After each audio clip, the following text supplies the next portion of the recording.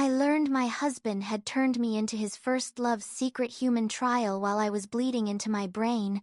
By then, I could no longer speak. The seizure had started at breakfast. One moment, I was holding a coffee mug. The next, it shattered on the kitchen floor, and my right hand would not obey me. Julian caught me before my head struck the counter. My husband was a pulmonologist. He knew my medical history better than anyone. He also knew exactly what was inside the inhaler he removed from my purse before the paramedics arrived. At Carolina Meridian Medical Center, a CT scan found a clot in a vein draining my brain and a pocket of blood spreading behind my left temple. People in navy scrubs moved above me. Their questions reached me through water. What medications had I taken? Had I fallen? Was I pregnant? Julian answered for me. She has severe asthma, nothing else. He held my left hand while he lied. Then Celeste Gray appeared outside the trauma bay. Celeste was the founder of a biotech startup called Aethera Therapeutics. She had also been Julian's first love in medical school. 6 months earlier, she returned to Durham with a promising experimental asthma drug and a smile that made my husband forget to come home. She had asked me to join her early-stage trial. I had said no twice. The second time, I put my refusal in an email because Celeste would not stop calling.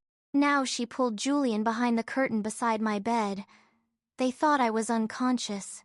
If the scan shows a cerebral clot, it's the platelet signal, she whispered. Keep your voice down. The primate study had 2 cases, Julian. We excluded anyone with migraine or clotting risk because of it. Ava has neither. Ava was never enrolled. The monitor over my head began to beep faster. Celeste lowered her voice. What lot did you give her? AVX41, lot C7. That's the high-dose cohort. Julian's thumb moved over my wedding ring. Subject 17 showed a 40% improvement in nighttime symptoms. We have 6 weeks of clean data. If you report this as related, the safety committee freezes the program before the BioFuture Award. She is your wife. Not in the database. My fingers twitched beneath his. Julian looked down. For 1 second, we saw each other clearly. He knew I had heard him. He released my hand. Ava, he said, too loudly. You're confused. You had a stroke. Try to stay calm. The curtain opened. The physician entering the bay had gray at his temples now, but I recognized the scar beside his mouth. Theo Bennett and I had dated during graduate school, before Julian arrived with roses, confidence, and a plan for our entire future. Theo was a neurointensivist now. He studied my scan, then my pupils. When did she take her last dose of asthma medication? Last night, Julian said. Her standard controller.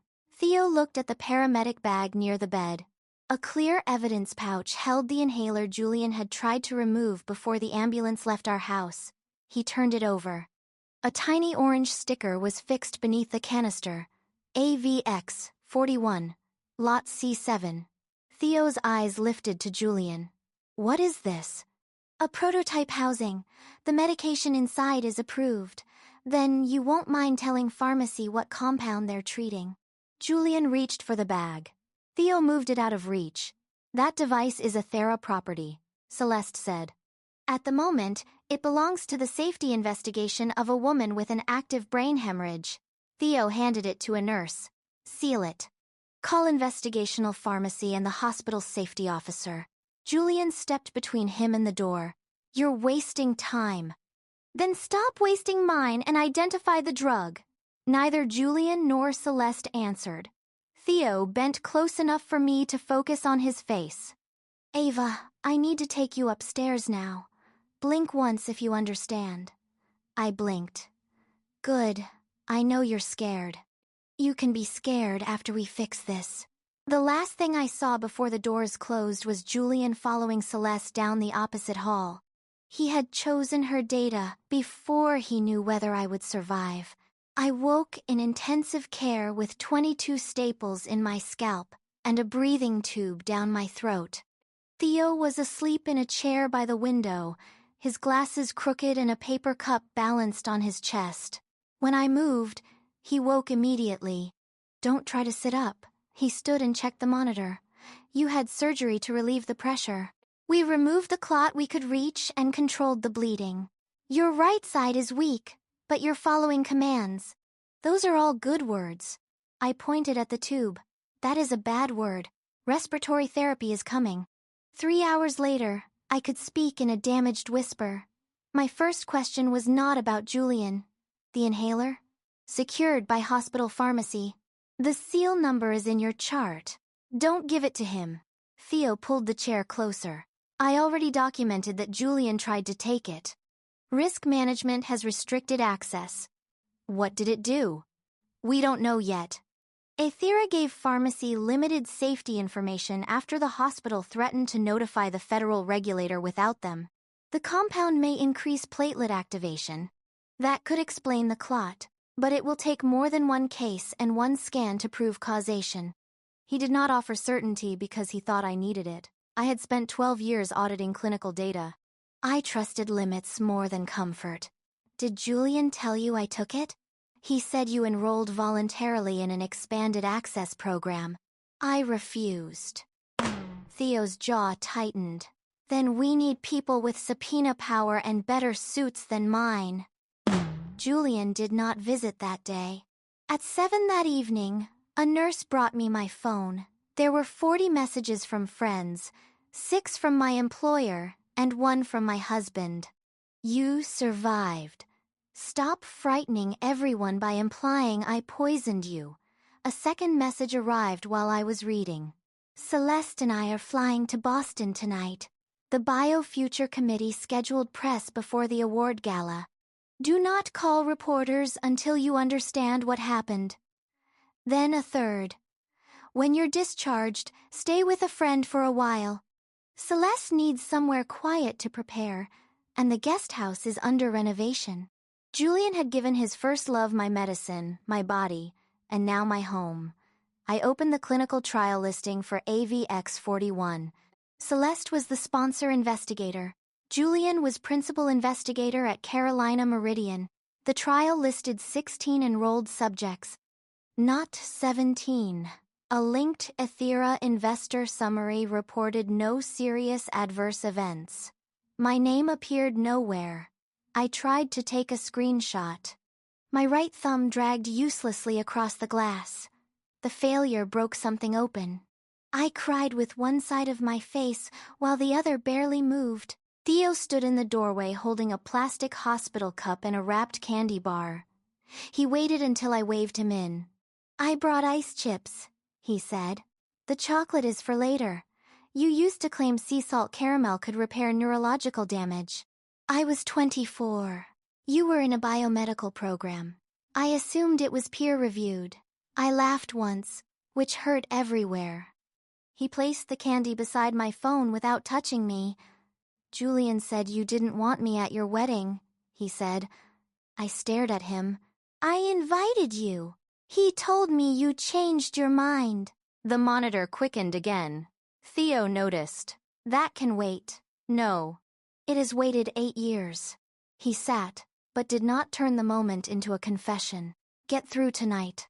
Tomorrow, ask for the patient advocate and an attorney. Ask both of them before Julian decides what your story is. I looked at the message telling me not to return to my own house. Then I dictated an email to my boss. I need access to my archive device audit tools. Personal emergency. I will explain when I can. My right hand began working before my smile did. 4 days after surgery, I could tap a screen with my index finger. It was slow, clumsy, and enough. My employer was a contract research organization that audited electronic data for hospitals and drug companies. I had moved to part-time remote work after Julian's mother became ill. Julian called it a compromise. In practice, I did 40 hours of care and 20 hours of paid work each week. He had always dismissed the job as checking boxes. Now the boxes began talking. I started with my pharmacy account. My approved controller inhaler had not been dispensed in 47 days. The pharmacy had texted Julian, who was authorized to collect my prescriptions. He replied that we no longer needed the refill. The date matched the evening he brought home a new inhaler and said the manufacturer had changed its packaging. Next, I opened my smart inhaler app. A sensor clipped to the plastic housing recorded the time of every use. My account showed 41 days of doses, even though the approved canister had never been filled. The application also showed a second connection I did not recognize: Ethera Trial Sync. The connection had been authorized from Julian's tablet. I exported the log and sent a copy to my work account, my new attorney, and a secure folder she created. Redundancy was the first rule of an audit. Never leave the only copy with the person who benefits from losing it. The home security system came next. Our kitchen camera stored motion clips for 90 days. I searched the date of the missed refill. At 11:14 that night, Julian entered the kitchen carrying a silver insulated case. He placed 2 inhalers on the counter, removed their canisters, and switched them. The camera could not read the labels, but it captured the orange sticker beneath the experimental one. Celeste walked into frame. 6 weeks, she said. Then we have enough longitudinal data. She'll never notice. She refused in writing. Julian slid the experimental canister into my device. Ava trusts me with every prescription she takes. Celeste kissed him. They remained in the kitchen for another 9 minutes. I did not watch the rest. I saved the full clip and wrote down its original file identifier, date, and retention policy. My attorney would request the provider's preserved copy. By noon, I had a simple ledger. My prescription was stopped.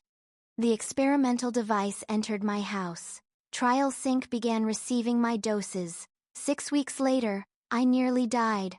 The facts all pointed in one direction, but I still needed independent records to prove who had done what. You should be sleeping, Theo said from the door. He had transferred my care to another neurointensivist that morning after realizing our history might become evidence in a divorce and a research case. You should knock. I did. You said come in. Did I? No. I wanted to see if brain surgery had made you less argumentative. He held up both hands when I glared. Still intact. Excellent. He brought the patient advocate, a precise woman named Renee, who carried 2 pens in case one developed opinions. With her came Mara Singh, the hospital's research integrity director. Mara did not ask me to email evidence to her personal account or hand over my phone. She gave my attorney preservation forms and explained what the hospital could secure: drug inventory, access records, trial databases, consent documents, and internal messages. Julian and Celeste say you signed an individual patient consent form, she said. Show it to me. I can't yet. The record is under restriction. Then tell me the signature date. Mara's pause lasted half a second too long. That is part of the review. I understood. She had already seen something wrong. After they left, I checked our joint investment account. $86,000 from the inheritance my grandmother left me had moved into an Aethera convertible note 2 months earlier. Julian approved the transfer using a limited financial authorization I signed while spending nights as his mother's caregiver, a document meant to keep our mortgage and household bills paid. Celeste had posted a photograph from Boston that morning. She wore a new diamond pendant at her throat and leaned against my husband beneath a banner that read, Medicine's Next Breath. Her caption said, Some people make sacrifices. Visionaries make history. I saved that too. Then I called my attorney. Add financial fraud to the divorce petition. Julian came to the hospital on my 6th day in intensive care. Celeste walked in beside him wearing the diamond from her photograph. Neither asked whether I could move my right leg. Julian locked the door. Give me your phone, he said. I pressed the call button beside my bed. He unplugged it from the wall. You're making this uglier than it needs to be. Plug that back in. Celeste stepped forward. Ava, AVX41 improved your asthma. Your nighttime attacks dropped almost by half. What happened was awful, but nobody could have predicted it. Your animal study predicted it. Her eyes shifted to Julian. He had not known I heard that part. You were sedated, he said. Memories after a neurological event are unreliable. The kitchen camera isn't. Silence filled the room. Julian recovered first. Anything filmed inside our home belongs to both of us. My attorney disagrees. Delete it. No. He moved toward my phone. I put it beneath my thigh. Celeste caught his sleeve. Don't. She is about to kill a drug that could help millions because she's jealous. I looked at the woman wearing a diamond bought days after I nearly died and wondered which part of my reaction he considered jealousy. Julian bent until his face was close to mine.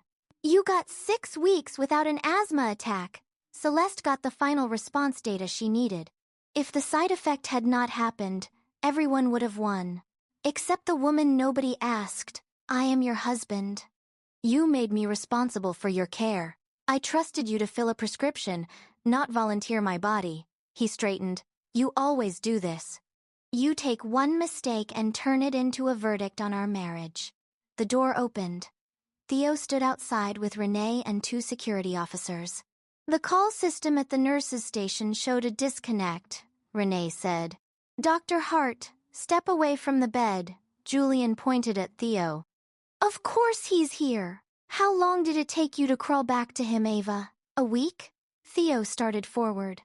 I raised my left hand, and Theo stopped before turning my hospital room into a fight between 2 men. Renee, I said, I want both of them removed, and I want the unplugged call button photographed before anyone reconnects it. Celeste's confidence finally cracked. If you report this as an unanticipated drug reaction, the regulator can freeze every Aethera site. Then you should have reported it before you boarded a plane. Security escorted them out. Julian shouted from the hall that I would come home when I had finished performing for Theo. That afternoon, Mara returned with hospital counsel. Carolina Meridian had suspended Julian's research access and Celeste's site privileges while it secured the records. Enrollment in the AVX41 study was paused internally. The sponsor's safety officer and the institutional review board had been notified of my serious adverse event. The hospital could not promise what the federal agency, medical board, or prosecutors would do. It could promise that no new patient at that site would receive the drug tomorrow. I signed releases for my medical records.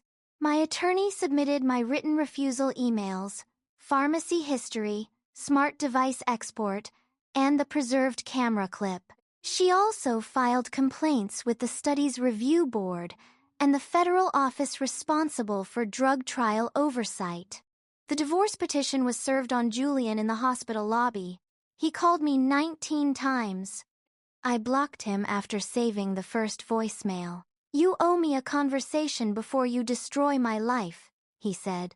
I saved that sentence in a folder named Motive. I spent 3 weeks learning how to button a shirt again. My occupational therapist, Lena, believed pity was a contagious disease. Whenever I became frustrated, she made the task harder. Your hand is angry, she said, as I dropped the same button for the 7th time. Good. Angry muscles show up. By the time I left inpatient rehabilitation, I could walk with a cane, sign my name, and smile with both sides of my mouth if I concentrated. I did not return home. My attorney obtained temporary exclusive access to the house after showing the judge the unplugged call system, Julian's messages, and the disputed drug evidence. Julian moved into Aethera's corporate apartment. Celeste had already been sleeping there. I returned to the house once before the locks changed. My attorney came with me, as did a court-approved property officer who recorded everything we removed. Celeste had prepared for the possibility that I might die. Her clothes filled half my closet. Her skincare bottles stood in a perfect row on my vanity. The framed wedding photograph that used to sit beside our bed had been placed face down in a drawer beneath a velvet box containing the receipt for her diamond pendant. Julian bought it with our joint credit card the morning after my surgery. In the bathroom, my weekly medication organizer was empty. The labels from my approved inhalers had been peeled off and pushed beneath the trash liner. I did not touch them. The property officer photographed the bin, bagged it, and wrote the seal number in front of me. My hands started shaking when I reached the kitchen. The broken coffee mug was gone. Someone had scrubbed the floor, but a dark brown drop remained beneath the refrigerator where the mop had missed. 6 weeks of my life had been recorded in that room as clean trial data. The only visible sign of the morning it ended was a stain the size of a freckle. I left it there for the forensic team. The first formal research interview took place 4 days after my discharge. Mara Singh sat beside an outside forensic auditor in a windowless conference room. My attorney sat beside me. A recorder stood between us, turned on only after everyone agreed. The hospital had found subject 17. The subject had no medical record number, no screening visit, and no scheduled appointments. The file contained my age, asthma history, lung function values, and smart inhaler data under a false name. The usage entries matched my personal app down to the minute. 43 doses, the auditor said. All identical timestamps. My device sent them directly, I said. Julian connected trial sync. The auditor nodded. That is consistent with the connection record. She slid a copy of the consent form across the table. My signature appeared on page 12. It was a good copy because it was really mine, lifted from the refinance documents on our home. The long downward stroke in the A matched. So did a tiny gap where the mortgage scanner had skipped ink. The timestamp was not as good. The consent file had been created at 10:38 on the morning of my seizure, 71 minutes after I arrived in the emergency department. Someone had changed the displayed date to 6 weeks earlier. The audit log kept the original. Julian's credentials created the subject record. Celeste's credentials approved it and marked consent complete. At 4:17 that afternoon, while I was in surgery, Celeste updated the safety page. She entered headache, moderate, unrelated to study drug. There was no seizure, no clot, no hemorrhage, no intensive care. At 6 o'clock, she uploaded a chart for the BioFuture Prize Committee stating that all 17 subjects had completed the observation period without a serious adverse event. They needed my catastrophe to disappear before their press call, I said. Mara folded her hands. The hospital has substantiated serious violations of its research policies. Employment, licensing, regulatory, and criminal questions belong to different processes. I don't want to suggest that this meeting decides all of them. I appreciated the warning, even though it was not satisfying. Can they still receive the prize? I asked. The Carolina BioFuture Foundation was scheduled to honor Celeste in 10 days at its annual gala. The award came with $2 million in unrestricted development funding. Julian was listed as her clinical partner. The foundation is independent, Mara said. It received our preliminary notice yesterday. My phone lit up. Celeste had sent me a photograph of 2 gold gala tickets. I saved you a seat. Julian thinks it would upset you, but you deserve to see what your sacrifice made possible.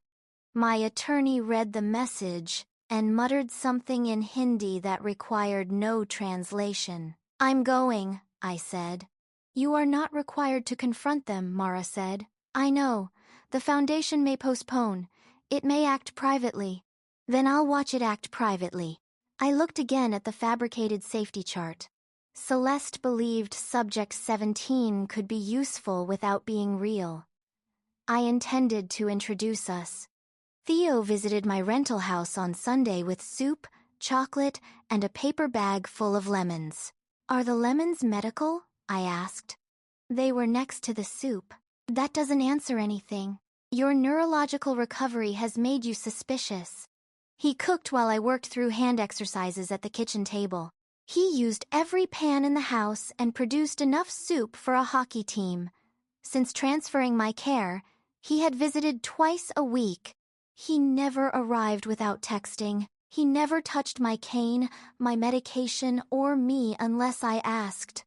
The restraint between us felt less like distance than a door he was holding open. After lunch, I split the sea salt caramel bar and handed him half. Tell me about the wedding, I said. Theo stopped unwrapping his piece. Julian said I changed my mind about inviting you. He called the morning of the ceremony. He said you had confessed that our relationship was an embarrassing detour and wanted me to stay away. And you believed him? No. That hurt worse. Theo rubbed the scar beside his mouth, an old habit from graduate school. I drove to the church. I sat across the street for 40 minutes. Then I decided showing up would make your day about me. So I left. You could have called. I was proud, and I was afraid you would confirm it. So you let Julian answer for me. Yes, he met my eyes. It was cowardly. I have wished for a more flattering explanation, but one has not appeared. I thought about the years we had lost because two men assumed they knew which conversation I could handle. I don't need another person deciding what truth will protect me. I know. No, you know now. He accepted the correction. I know now. Theo finished his chocolate and washed the dishes. He did not ask me to forgive him because he had apologized well. That evening, I showed him Celeste's gala invitation. I want to tell you not to go, he said. But you would go anyway, and I would become annoying background noise. Accurate. So, I will ask a different question. Do you want me there? I imagined entering the ballroom alone with my cane, while Julian and Celeste stood beneath their clean safety chart. My chest tightened before my asthma did. Yes, then I'll be there. He pulled his coat on at the door. Theo, he turned. I kissed him. It was brief, awkward because of the cane between us, and entirely my decision. When I stepped back, he looked stunned. Is there a question you should ask? I said. Several, but I appear to have lost language. Try the obvious one. May I kiss you again? Not yet, he smiled. Cruel, but informed. After he left, I found the second half of his chocolate on the counter with a note beneath it. No rush, no debt. I ate it anyway. Julian offered to return my $86,000 if I withdrew the research complaints. The proposal arrived through his divorce attorney 2 days before the gala. In return, I would describe the inhaler switch as a marital misunderstanding and ask the hospital to correct any statement implying deliberate misconduct. My attorney read the offer twice. He wants you to reimburse yourself with your own stolen money, she said. Generous. We rejected it. Julian responded with a 6-minute voice message. At first, he sounded reasonable. He said Celeste had designed the data system. Celeste prepared the false consent. Celeste reassured him that the animal clotting signal was meaningless. He had merely swapped 2 canisters because he believed in the science. Then he remembered I was leaving him. I built your life, Ava. You had a part-time spreadsheet job and an inhaler in every purse when I met you. I gave you a house, insurance, and a name people respected. You don't get to use one bad outcome to erase everything I did. The message ended with breathing and a softer sentence. Come home before Theo gets what he always wanted. I forwarded the original file to my attorney. 20 minutes later, Celeste called. Julian is blaming me, she said. He is. The consent was his idea. You approved it. He told me you had agreed privately and were refusing on paper because your employer's conflict policy required it. It was a bad lie told by someone accustomed to better ones. Then why did you say I would never notice? She became silent. The kitchen camera has audio, I said. What do you want? Nothing from you. I can prove Julian stole the trial units. He signed them out under a screening code that failed. I can prove he connected your device. Give it to the investigators. Not unless I receive protection. Then negotiate with someone who can offer it. Celeste's voice sharpened. You are enjoying this. I spent 10 days unable to use a fork. Enjoyment hasn't entered the schedule. She hung up. That night, my attorney received an email from Celeste's lawyer requesting an interview with the hospital and federal investigators. Attached were preserved messages between Celeste and Julian. One came from Julian 7 weeks before my seizure. Ava is ideal. Severe enough to show improvement. Compliant enough to produce clean data. She trusts whatever I hand her. Celeste's reply appeared beneath it. 6 weeks. High dose. If she notices, I never approved this. They had each saved the messages as insurance against the other. Now both copies belonged to the investigation. The morning of the gala, the BioFuture Foundation confirmed the ceremony would proceed. It did not confirm who would receive the award. I dressed in a dark green gown with a high collar that covered the healing incision. My cane was black lacquer with a brass handle.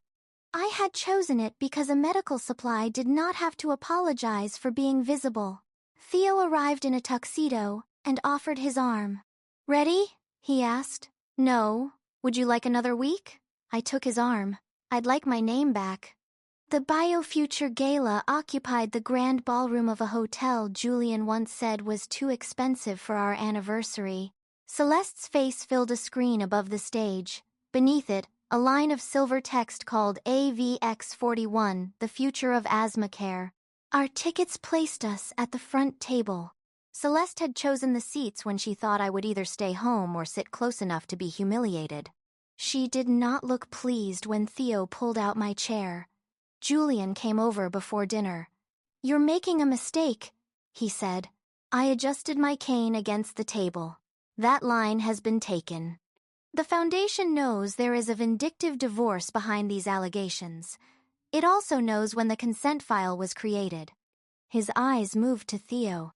"Did he tell you the clot could have happened without the drug?" "Yes. He also told me uncertainty is not permission to hide a serious event." Julian crouched beside my chair. "Ava, listen to me. Withdraw the complaint tonight. Celeste can revise the report without naming you. We can still settle the money privately." And? You keep offering me privacy after using my body in secret." The ballroom lights dimmed. Julian stood. "When this is over, do not expect me to save you from the consequences." "You already saved me once," I said. Theo was on call. He returned to the head table. Celeste took the stage after the salad course. She wore the diamond pendant and a white gown cut to look like a lab coat from a distance. Julian sat beneath her, smiling for the cameras. Her presentation was excellent. That was part of what made her dangerous. She showed an animation of inflamed airways opening. She described 16 official subjects and one additional individual patient case. On the screen, Subject 17 became a clean blue line dropping toward 0 nighttime attacks. My stolen breaths earned applause. "Across the completed observation period," Celeste said, "AVX41 produced no treatment-related serious adverse events." The moderator opened the floor for questions. My legs shook as I stood. Theo reached for my elbow, then caught himself. I nodded, and he steadied me. Celeste saw me at the microphone. Her smile held. "Dr. Gray," I said, "what happened to Subject 17 on the morning of May 14th? The room became very still. "Individual medical outcomes are confidential," she said. "You just displayed 43 doses from that person's inhaler." The moderator looked toward the foundation board. Celeste clasped her hands. "Subject 17 was an emergency access patient whose unrelated neurological event occurred after the observation period. The first dose was given without consent. The final dose was the night before a seizure, cerebral clot, and brain hemorrhage. The consent document was created while the patient was already in the emergency room." Murmurs moved through the ballroom. Julian rose from his seat. "My wife is recovering from a neurological injury and a difficult separation. She is confused." I faced him. "You connected my inhaler to their database. You called me compliant enough to produce clean data. Then you falsified my signature after I reached the hospital. You agreed at home. I refused in writing." The foundation chair stepped onto the stage. Celeste turned. "We were told questions would come after the award." "The board received Carolina Meridian's substantiated preliminary findings this afternoon," the chair said. "We also received notice that the federal regulator has placed the AVX41 investigation on clinical hold. No new participants may receive the product while the safety and conduct issues are reviewed." Camera shutters started clicking. The chair continued. "The BioFuture Foundation has withdrawn Dr. Gray's Award and suspended consideration of Athera Therapeutics for development funding. The Silver Award remained on its pedestal, 6 feet from Celeste. She stared at it. Julian pushed through the tables toward me. You did this for revenge. Security moved into the aisle. Theo did too, but I raised my cane between us before either man reached Julian. You said everyone would have won if the side effect had not happened, I said. Tell them what I won. He looked around at the reporters, investors, physicians, and former colleagues waiting for his answer. I touched the ridge of staples beneath my hair. Was it the brain surgery? The hand I had to teach to button a shirt? Or the privilege of paying $86,000 for Celeste to call me confused? Julian's face went white. On stage, Celeste seized the microphone. He switched the canisters. He removed the units from pharmacy. I never entered Ava's house. Julian turned on her. You designed the false subject. You changed the adverse event. Because you said she would never know. Their microphones carried both voices through the ballroom. Each tried to hand the crime to the other. Neither noticed that the clean blue line of Subject 17 remained projected above them. My medical history, my doses, my disaster. The foundation technician cut the presentation. The screen went black. At my request, the technician's black screen finally erased the person they had invented from my body. Public humiliation was immediate. Accountability took 11 months. Carolina Meridian terminated Julian and ended every research affiliation with Celeste after completing its employment process. The state medical board suspended Julian's license while the federal case moved forward. Aethera's investors withdrew, and the company sold its remaining patents to pay creditors. The regulatory investigation authenticated the drug inventory, database history, device transfer, and false consent record. It also found that Celeste and Julian had concealed my hospitalization from the sponsor's independent safety reviewers. Celeste cooperated after the gala. Her agreement reduced her exposure. It did not preserve her career. She admitted falsifying the consent and safety records and accepted a permanent bar from conducting regulated drug research. Julian held out longer. He finally pleaded guilty to charges arising from the unauthorized removal of the trial drug and the false records submitted about its use. The judge would determine his sentence later. Our divorce ended the week before his plea. The financial audit traced my $86,000 into Aethera. Julian had also used marital funds to rent Celeste's apartment and pay her private travel. In settlement, he repaid my inheritance, transferred his interest in our house, and covered the portion of my medical expenses not paid by insurance. He called that outcome theft. Outside the courthouse, he asked for 5 minutes alone. My attorney remained 20 feet away. Theo was not there. I had wanted this ending to belong to the two people who made the marriage. Julian had lost weight. Without his white coat and hospital badge, he looked less powerful and more familiar. Celeste was ambition, he said. You were home. You turned home into a laboratory. I did love you. You loved being trusted. His mouth tightened. We could have survived the affair. Maybe. That answer surprised him. But you used my illness because you thought marriage made my body available to you. Then you watched me lose the ability to speak and used the silence to finish your lie. He looked toward the courthouse doors. Celeste said the clotting cases in the animal study were probably unrelated. I believed her. You did not need to believe the drug would hurt me. You only needed to believe I had the right to say no. For a moment, he was the young doctor who used to sit on the bathroom floor through my asthma attacks and count each breath with me. Then he asked, "Are you with Theo?" The moment passed. That is no longer information you are entitled to. I turned toward my attorney. Julian called my name. I did not stop. On my 35th birthday, I audited my first consent form after returning to full-time work. The proposed study involved a new home monitor for patients with chronic lung disease. Its consent packet was 31 pages long and written at a level half the intended patients would struggle to understand. The research team had highlighted every place a participant needed to sign. I highlighted every place the document failed to explain how a participant could refuse. By 5 o'clock, the investigator had called me unreasonable twice.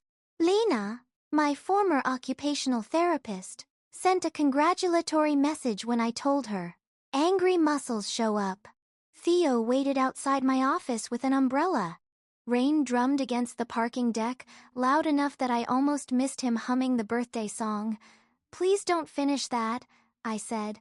I was saving the high note. Save it longer. We had been together for 7 months, he still asked before staying the night.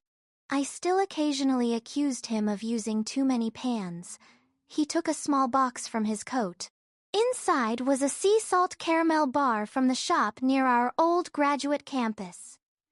Peer-reviewed neurological treatment, he said. The evidence is improving. He offered me his arm as we crossed the wet pavement.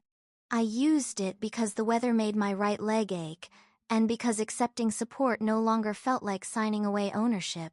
We stopped at the pharmacy on the way home. My approved inhaler refill waited in a sealed bag with my name printed across the front. The pharmacist offered to explain the medication. Please, I said. I listened to every word. Outside, Theo held the umbrella while I broke the seal myself. I checked the label, the dose counter, and the tamper strip beneath the canister. Then I slid the inhaler into my coat pocket. Dinner at your place or mine? Theo asked. Mine. Any reason? I took his hand. I know exactly what's in every cabinet. We walked into the rain with the medicine in my pocket and my name still on the bag.